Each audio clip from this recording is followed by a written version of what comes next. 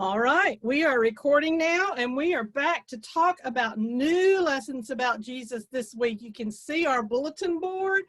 It's pretty empty compared to how it was. So we're going to learn some new things about Jesus. But first, we'll sing a couple of songs, and then everybody that wants to unmute can do that when I tell you. Somebody else is coming in, so I'm going to let them in real quick. Jason Sadie. So we're going to back up and sing My God is So Big, because it kind of goes with our lessons. And then we will also sing the song, the Sea of Galilee, because I know you guys really like that one. Here comes Heidi. There we go. So I'm going to back up a little bit so that you can see me and get ready to do the motions with me. Hopefully you remember the words. Hasn't been that long since we sang it. So here we go. My God is so big, so strong and so mighty, there's nothing my God cannot do. My God is so big, so strong and so mighty, there's nothing my God cannot do. The mountains are his, the valleys are his, the trees are his handiwork too.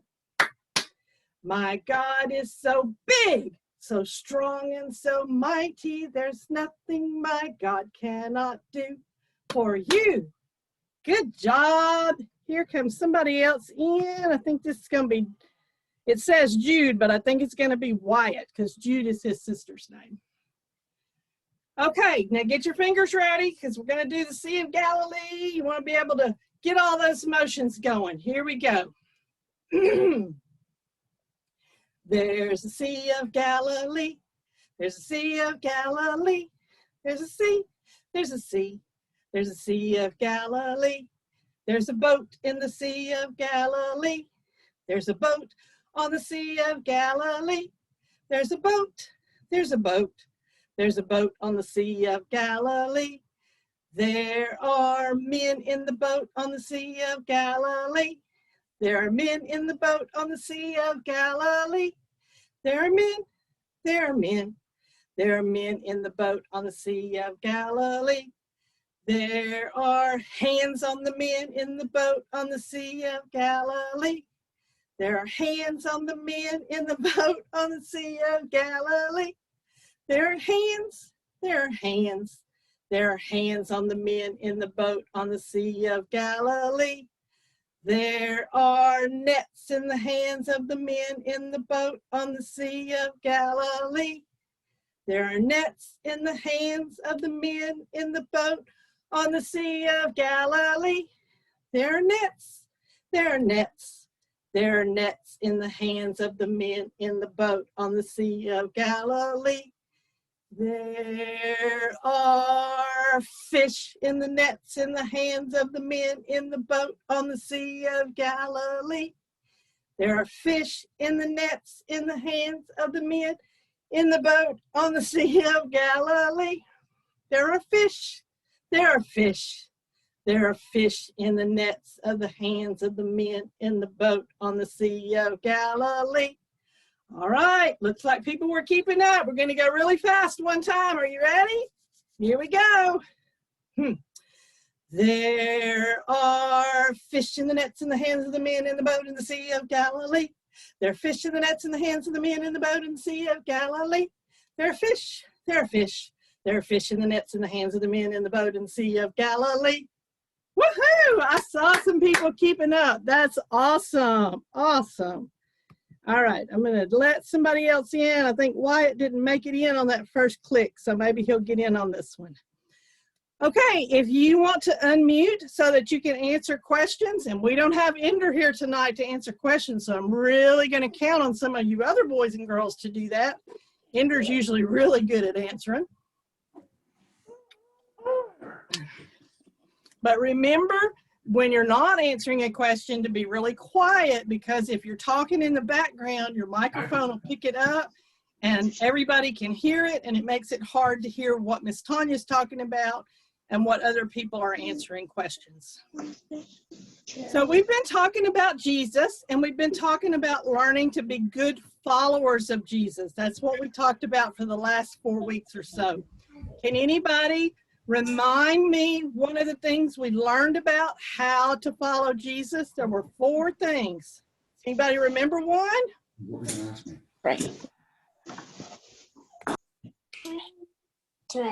I think I heard somebody say it. Olive, what did you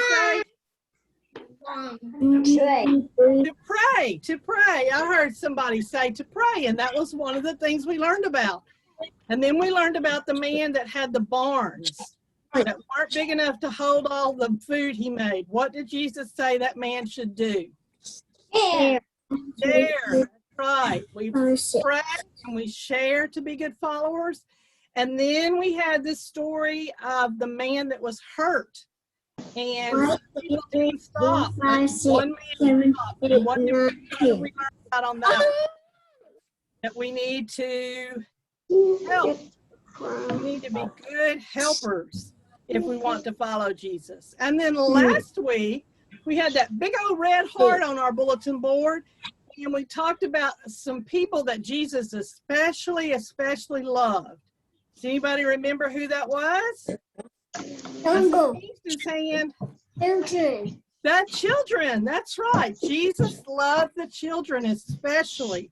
And he always had time for those children, even when the grown-ups didn't think he would have time. Well, tonight we're going to talk about some other things. We're going to start talking about how powerful Jesus was. Our bulletin board says, wow, Jesus is strong. And we got a big old starburst right here with a P on it. And that stands for power.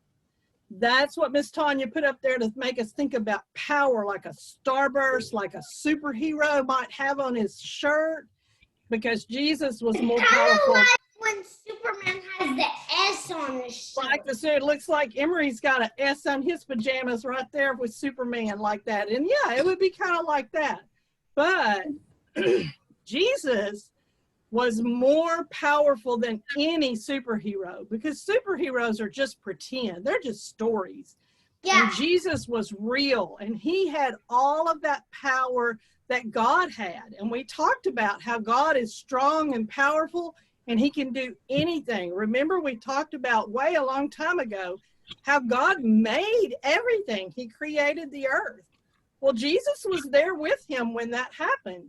And Jesus had the power just like God did. And so Jesus started showing some of that power while he was here on earth. He did a lot of things. He would heal people that were sick. And he got to have more and more and more followers. And it got to be that everywhere he went, he would have followers, lots of followers around. And this story is about one of those times. And the Bible tells us that Jesus had gone up onto a mountainside with his disciples, and the crowds figured out where he was. And so they followed him up there, and they sat down and they listened, and he taught them things. He probably healed some people. We don't know exactly what happened, but they were basically there all day. And it got to be close to supper time or dinner time. And Jesus looked around at his disciples and he said, where can we get some bread to feed these people? Because he knew that people would be getting hungry. And Philip, who was one of the disciples, listen with your ears, Philip said, well, we don't have enough bread to feed all these people. And it would cost lots and lots of money, almost 8 months worth of wages to buy enough food to feed these people. And it wasn't like they could just run into town because they were way out in the countryside. So maybe they should just call for the pizza delivery. What do you think? No, there were no pizza deliveries. No pizza deliveries either. And so Philip he had no idea how this was going to work.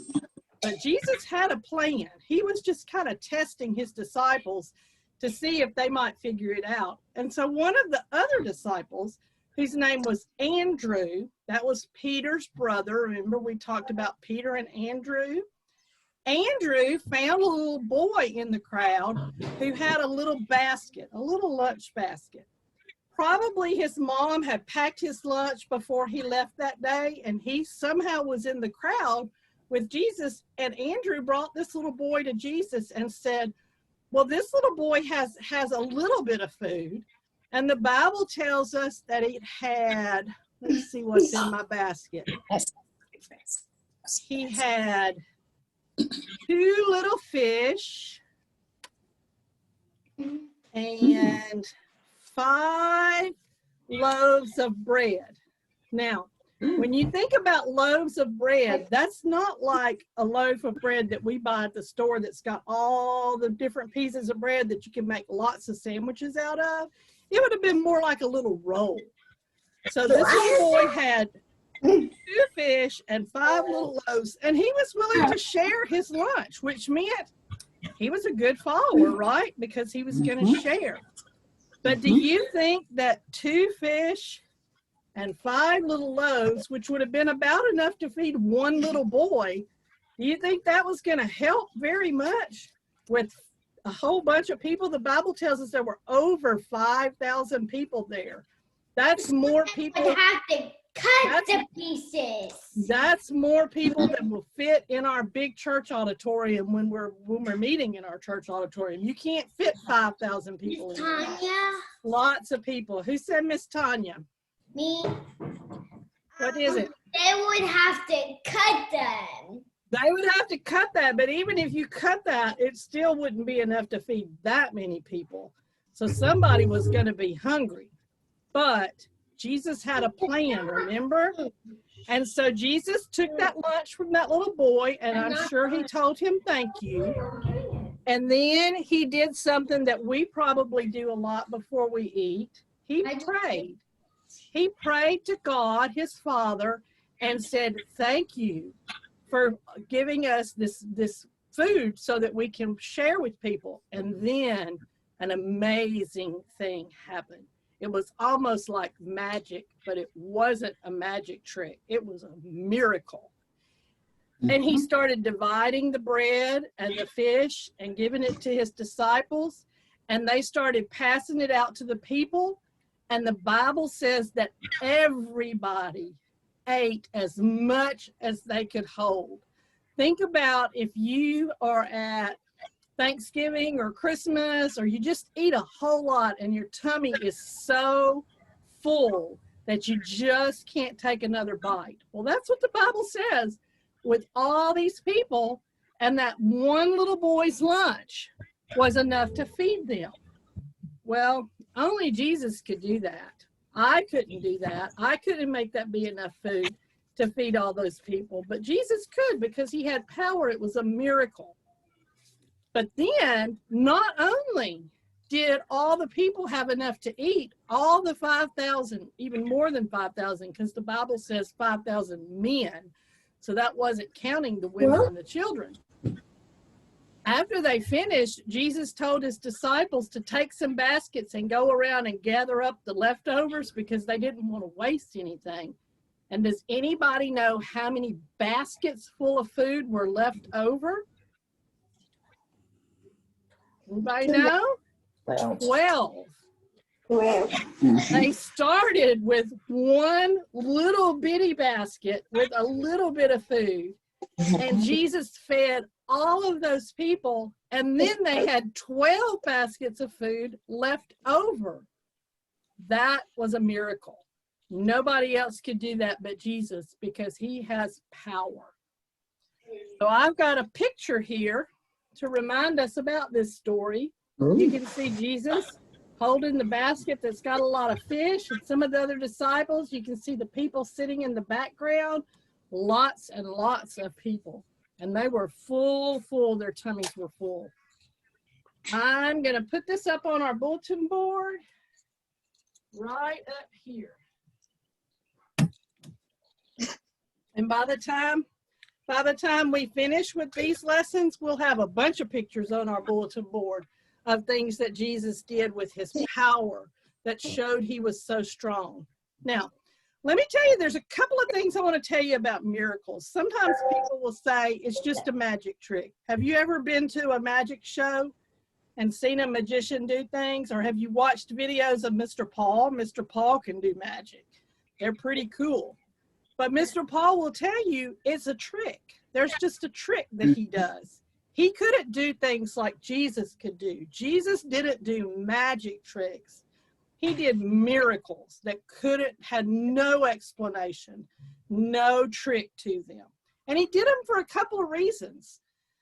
One of the reasons Jesus did miracles, a lot of times he healed people or he fed these hungry people because he loved them and he wanted to help them and take care of them. But another reason Jesus did miracles was to show that he truly was the Son of God, that he truly had that much power, and people needed to know that and understand that. Okay, let's do our memory verse real quick. It's the same memory verse we've been doing. Somebody might be able to say it without me even helping them by now. Does anybody want to try it without me helping you? Okay, well, let's say it all together. It says, I am the way. I am the way, The truth. the truth, And the life. and the life.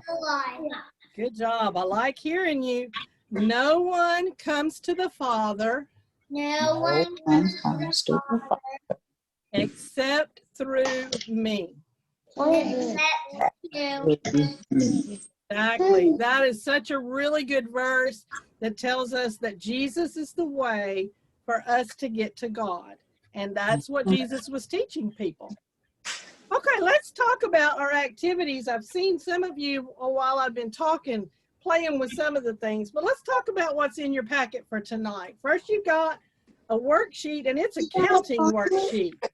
It has lots of baskets. They have lots of fish and rolls in them, and it says for you to count how many fish and rolls are in them and write that number on the basket, and you can color it. Looks like that might be our little boy who was a good follower and shared his lunch. Some of you have already done that, and there's some little things down at the bottom that you That's can bread do and too. fish, like Jesus. Okay, let's remember to be quiet when you're not answering questions. And this is like bread. All right, here's your snack tonight. It's got 2 fish and 5 little crackers. You could eat them. Why in the world would I be giving you a snack that had 2 fish and 5 crackers? Because of Jesus giving them to the people. That's right. That's exactly right. I think that sounded like Zach. I can't see Zach on my screen right now, but that sure sounded like Zach. But that was me. Good. I recognized your voice. So you've got 2 fish and 5 little crackers to help us remember that that's what was in the little boy's lunch. And Jesus took that and was able to feed lots and lots of people. These things are fine for anybody that has allergies. No allergy problems with these fish and these crackers. So everybody can enjoy that. And then the last thing that's in your packet tonight is a bunch of little fish that are already cut out and they have a paper clip on them. Your fish are going to have pictures on them. So you can color those pictures, and then those pictures are things that will remind us about our story. Did somebody say Miss Tanya? This. Mm-hmm. Yes? Can I say something? Yes. I have these. You did what? You want colors? Okay, I can't see you, so I can only hear what you're saying. She'll tell you. All right. Or maybe okay. So you've got little fish and they've got pictures on them. So what I want you to do is I want you to color those pictures, and then you've got a fishing line. Doesn't have a pole. It just has a little bead on one end, and on the other end it has a magnet. And you can take that fishing line, you can spread your fish out on the floor or on the table, and you can fish with your magnet. See what happens when my magnet gets close to that paper clip? It catches it. So you can go fishing with your fishing line and with your fish that have paper clips on them. Now, if you have little brothers and sisters at your house, make sure you don't leave this where they can get it, because they might put it in their mouth and it could choke them. So make sure you keep your brothers and sisters safe. I know you guys are big enough to know not to put things in your mouth, but little kids will. So once you fish, you should have about 5 fish. Once you catch your fish, you can get a grown-up or a big brother or sister, and there's some questions that are in your packet that talk about the pictures that are on your fish. So I want you to see if they can ask you those questions. They're about our story. And if you can figure out which fish answers which question. So it's a little game after you make your craft, and you can fish over and over and over again. So hopefully everybody's got their fishing line and their fish and can play with that. All right, I think that's about all we've got for tonight. Next week, we're going to talk about 2 miracles that Jesus did that have to do with the Sea of Galilee that we've been singing about. So make sure you're back next week to learn about the miracles on the sea that Jesus does. Okay, I am going to count us down or count up to... said the sea was that when he walked on the water. Oh, somebody already knows. We're going to talk about that next week, and we'll have activities and pictures that go with that. And there's 2 things on the sea. So there will be 2 different miracles we'll talk about. So I'm going to count to 3. And I want everybody to unmute so you can say goodbye to the boys and girls that might be watching online. And then I'll stop the recording, and I'm going to get it back where I can see everybody. I know everybody that came to class. Ready? 1, 2, 3. Bye. See you next time. After my bath.